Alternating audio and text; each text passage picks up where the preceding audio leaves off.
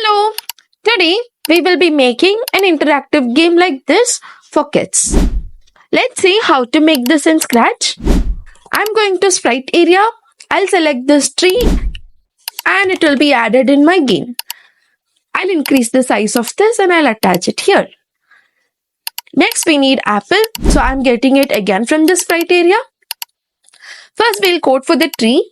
When green flag is clicked, attach its position X and Y and always say go to back layer. Now we'll start the coding for apple. Reduce the size and when flag is clicked, attach this go to X and Y. Now when you click on the sprite, it should come down. So when this sprite is clicked, glide 1 second to this X and this Y. Same way I'm going to code for another apple. Reduce the size of this.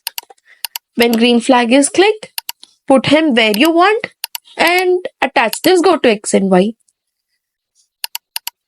And when this sprite is clicked, glide him towards the down. The X and Y matters here. We will also attach a variable like apples got. We will set it to 0 under the green flag, but when the sprite is clicked, I'll change the apples got by 1. That's it. Your game is ready now. Save this video and don't forget to follow us.